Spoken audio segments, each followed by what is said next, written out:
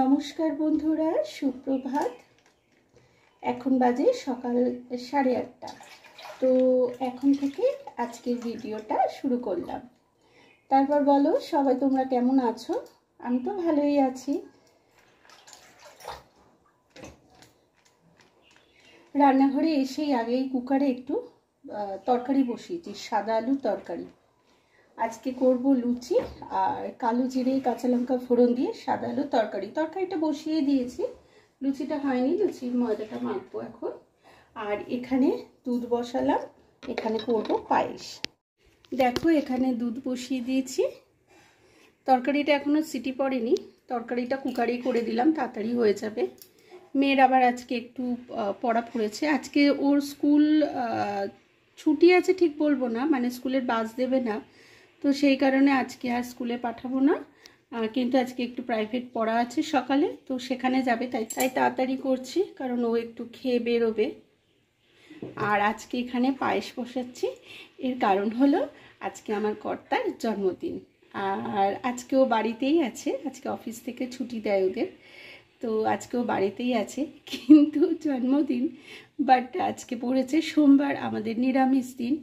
আমরা সোমবার বাড়িতে আমিষ করি না, কিন্তু হ্যাঁ এখন যদি বাড়িতে কোনো অনুষ্ঠান হয় সেটা আলাদা ব্যাপার, বা বাইরে কোথাও গেলাম, কিন্তু নর্মালি নিরামিষই হয়, তো নিরামিষেই জন্মদিন পালন করব। তো চলো দেখতে থাকো সারাদিন কি করি। সকালে তো লুচি আর সাদা আলুর তরকারি করব, আর যেহেতু নিরামিষ দুপুরের মেনুতে আছে অনেক কিছু, তো তোমরা দেখতে থাকো আস্তে আস্তে ভিডিওটা। তরকারিটা এখানে হয়ে গেছে, আর একটু আলুগুলো একটুখানি ঘেটে দিই, তাহলে বেশ মাখা মাখা হবে তরকারিটা। আর এদিকে দেখো দুধটা আমি মাঝে মাঝে নাড়ছি, যদিও গ্যাসটা সিম করা আছে, তবু যদি দুধ লেগে যায় তলায়, তো ওই জন্য একটু মাঝে মাঝে নেড়ে দিচ্ছি।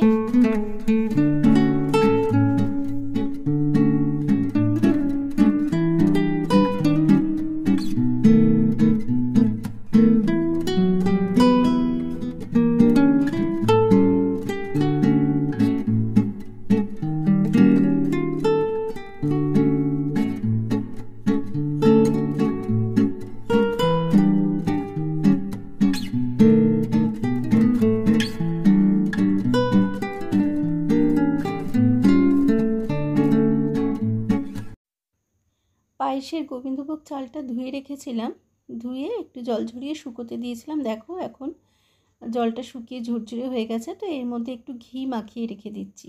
ঘিটা মাখিয়ে নিলে কী হয় বলো তো, দুধের মধ্যে চালটা দেওয়ার পর এই যে গায়ে গায়ে লেগে যায় না, বেশ ঝুরঝুরে থাকে। কড়াতে একটু সামান্য একটু সর্ষের তেল দিলাম, আর একটু সর্ষে ফোড়ন দিলাম।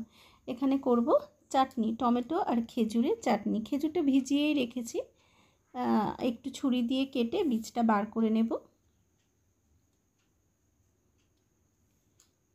পায়েসে দেখো চালটা দেওয়া হয়ে গেছে, কিন্তু মাঝে মাঝে নাড়িয়ে দিচ্ছি যাতে লেগে না যায়। আর আজকের পায়েসটা করব গুড়ের বাতাসা দিয়ে। একটুখানি ভেঙে নিলাম, চলো এর মধ্যে দিয়ে দিলাম।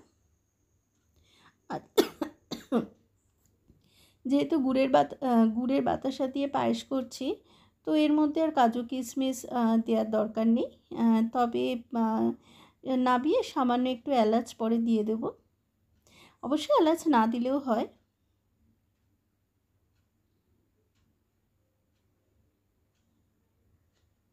জানি না এটার মিষ্টিটা কতটা কি হলো।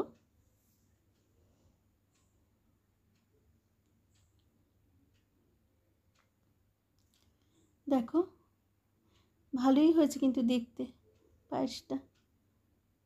আর আমি কড়ার মধ্যে পায়েসটা করেছি, যে সাইডের যে মানে সরগুলো, এগুলো বেশ মানে তোলা যায় আর কি, কিন্তু হাঁড়ির মধ্যে পায়েস করলে না খুব অসুবিধা হয়। চাটনি আর পায়েসটা তো হয়ে গেল। আর এখানে হাঁড়িতে দেখো গরম জল বসিয়েছি, এর মধ্যে তেজপাতা আর গোটা গরম মশলা দিয়েছি। আর চালটা অনেকক্ষণ আগে ভিজিয়ে রেখেছিলাম, এটা হচ্ছে বাসমতি চাল। তো আজকে করব হচ্ছে পনির বিরিয়ানি। কর্তামশাইয়ের যখন জন্মদিন তখন তো একটু ভালো কিছু রান্না করে দিতে হবে। অন্যান্য মানে জন্মদিনে যদি নিরামিষ দিন না পড়ে তো অবশ্যই চিকেন বা মাটন কিছু একটা করি, কিন্তু যেহেতু আজকে নিরামিষ পড়ে গেছে তো আমি ভাবলাম নিরামিষ তো কী হয়েছে, নিরামিষেও একটা বেশ সুন্দর কিছু করব। একটু নুন দিয়ে দিলাম ভাতের মধ্যে, তো সেই কারণেই আর করব আজকে পনিরের বিরিয়ানি। নিরামিষ মানে পেঁয়াজ রসুনও পড়বে না, বুঝতেই পারছো। তো এই দেখো এখানে পনিরগুলো কেটে নিয়েছি, কিছুটা বড় আছে কিছুটা ছোট আছে। এখানে নুন হলুদ আর চিনি দিয়ে একটু জল তৈরি করে রেখেছি। পনিরগুলো ভেজে ওই জলের মধ্যে চুবিয়ে দেবো, তাহলে কি হয় পনিরগুলো একটু বেশ শক্ত হয়ে যায়, নরম হয় না। এখানে বড় বড় পিসগুলো আমি বিরিয়ানির মধ্যে দেব, ছোট পিসগুলো সাইড ডিশ হিসাবে রেখে দেবো একটু পনিরের তরকারি হিসাবে।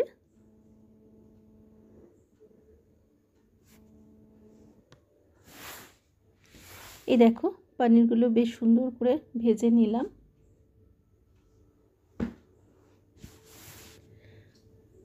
সবকটা পনির ওই যে বাটিতে যে নুন হলুদ চিনির জল করেছি এই যে এর মধ্যে চুবিয়ে রেখে দিলাম, আর এখানে একটু আলুগুলো ভেজে নিলাম। এই আলুগুলো বিরিয়ানিতে দেব, আর এগুলো হচ্ছে সেদ্ধ করা আলু, আমি কুকারে একটু সিটি দিয়ে আলুটা সেদ্ধ করে নিয়েছি। তো এই সেদ্ধ আলুটাই ভেজে নিচ্ছি। এবার কড়াতে দেখো তেজপাতার গোটা গরম মশলা ফোড়ন দিলাম, পনিরের কষাটা করে নেবো আর কি।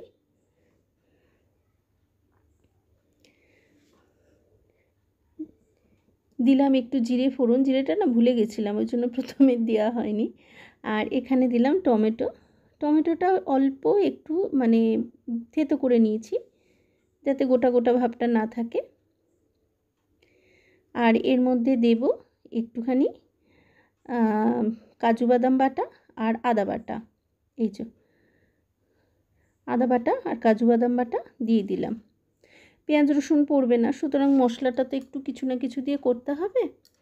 এর মধ্যে এবার একে একে নুন হলুদ জিরে গুঁড়ো কাশ্মীরি লঙ্কার গুঁড়ো একটু মিষ্টি সব কিছু দিয়ে দেবো। ও মিষ্টিটা এখানে এই যে একটু টক দইও দিয়ে দিলাম, অল্প করেই দিলাম। আর মিষ্টিটা এখানে দেবো না, মিষ্টি মানে চিনি এখানে দেবো না, ওই যে পনিরের যে জলটা করেছি ওই জলটার মধ্যেই তো চিনি দেওয়া আছে, বেশি দিলে আবার মিষ্টি মিষ্টি হয়ে যাবে। মশলাটাকে একটু ভালো করে কষিয়ে নিই, আর এই টক দই দেওয়ার পরে না একটু ভালো করে না নাড়ালে টক দইগুলো কীরকম একটা মানে এমন হয়ে যায় মশলার মতো, মনে হয় যেন ছানা কেটে গেছে ছানা কেটে গেছে। তো ওই জন্য একটু ভালো করে নাড়তে হয়। এই দেখো 4টে কাঁচা লঙ্কা দিয়ে দিয়েছি, এর মধ্যে সব রকম গুঁড়ো মশলা দিয়েছি। এবার এটা একটু নাড়িয়ে নেব, দিয়ে পনিরগুলো দিয়ে দেবো, আর পনিরটা যে জলে ভিজিয়ে রেখেছি ওই জলটাও এর মধ্যে দিয়ে দেবো। একেবারেই পনিরটা করে নিচ্ছি, কিছুটা বিরিয়ানির ভাতে দেব আর কিছুটা হচ্ছে তরকারি হিসেবে আর কি রেখে দেব। মশলাটা দেখতে বেশ ভালো হয়েছে, কালারটাও সুন্দর হয়েছে, আর কাজু বাদাম দিয়েছি তো খুব সুন্দর গন্ধও বেরিয়েছে। এর মধ্যে একটু বিরিয়ানি মশলাও দিয়ে দিলাম, কি সুন্দর রং হয়েছে না। এই যে এর মধ্যে একটু বিরিয়ানি মশলা দিয়ে দিলাম।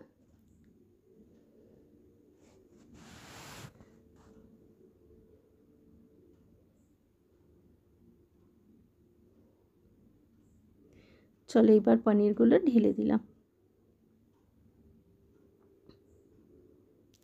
একটু ফুটুক, ঝোলটা অল্প একটু মরবে।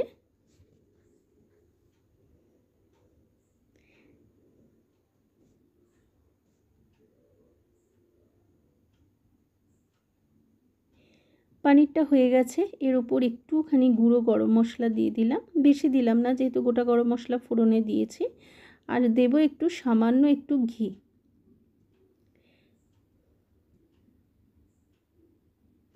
চলো এটা হয়ে গেছে, এটা নামিয়ে নিই।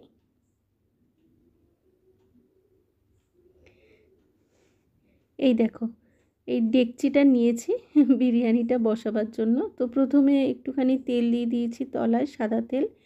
তারপর ভাত দিলাম, ভাতের মধ্যে একটু আলু দিয়ে আর পনিরের যে গ্রেভিটা দিয়ে সাজিয়ে দিলাম। তার মধ্যে একটু বিরিয়ানি মশলা একটু গরম মশলা ঘি এইসব দিলাম।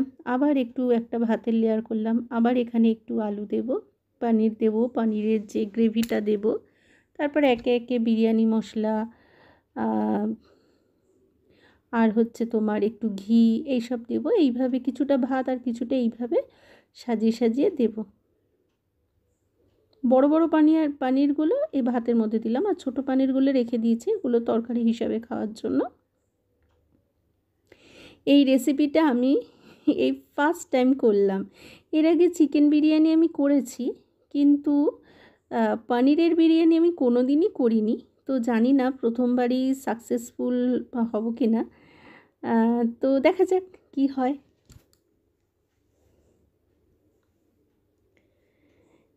এখানে আমি কোনো গোলাপ জল বা কেওড়া জল ইউজ করিনি। শুনেছি বিরিয়ানিতে দেয়, আমি শুধু একটুখানি মিঠা আতর দিলাম কয়েক ফোঁটা। বেশ অনেক দিন আগে বিরিয়ানি একবার করেছিলাম, তো ঘরে আনাই ছিল মিঠা আতরটা, কিন্তু আতরের গন্ধটা বেশি হয়ে গেলে না ভালো লাগে না, ওই জন্য তো একদম কয়েক ফোঁটা দিলাম জাস্ট। চলো এবার এটা চাপা দিয়ে দেব। এ দেখো একটা চাটু বসিয়েছি, রুটি করার চাটু, একদম গ্যাসটা সিম করে দিয়েছি, আর তার উপরে ডেকচিটা বসিয়ে চারিদিক দিয়ে যে আটার লেয়ার করে দিয়েছি যাতে এর গন্ধটা বেরিয়ে না যায়। আটা দিয়ে চেপে দিয়েছি ফাঁকা মুখটা। আর এখানে একটু 5 রকম ভাজা একসাথেই করে নিচ্ছি, জাস্ট তন্নির বাবার জন্যই করছি, কারণ বিরিয়ানি দিয়ে তো কেউ ভাজা খায় না, কিন্তু জন্মদিনে 5 রকম ভাজা করাটা বেশ শুভ আর কি। আমি তো প্রত্যেক বছরই করি, কারুর জন্মদিন বাড়িতে হলেই করি, তো নিজেরটা ছাড়া আর কি। তো আমি অল্প একটুখানি ভাত রেখে দিয়েছি, সেই ভাতের সাথেই 5 রকম ভাজা দেবো একটু। দুপুরের মেনু ভাত, 5 রকম ভাজা, পনির বিরিয়ানি, চাটনি, পনির, পায়েস, আর হচ্ছে রসগোল্লা আর আইসক্রিম। এই হচ্ছে আমাদের জন্মদিনের স্পেশাল মেনু। চলে এলাম একেবারে সন্ধ্যাবেলা, এখন কটা বাজে বলো তো? 6টা। আর কেকটা ভারী সুন্দর এনেছে। তন্নির বাবা একটু বেরিয়েছিল, তো আমি বললাম যে একটা বেশ বড় সড়ো কেক নিয়ে আসো। তো কেকটা কিন্তু সত্যি খুব সুন্দরই এনেছে। তন্নির বাবাকে বসিয়ে দিয়েছি কেক কাটাতে, কারণ ও একটু বেরোবে আর আমারও স্টুডেন্ট এসে যাবে, তাই তাড়াতাড়ি বসিয়ে দিলাম। To you, happy birthday to you, happy birthday dear বাবা, হ্যাপি বার্থডে টু ইউ। এবার ক্ল্যাপ দে।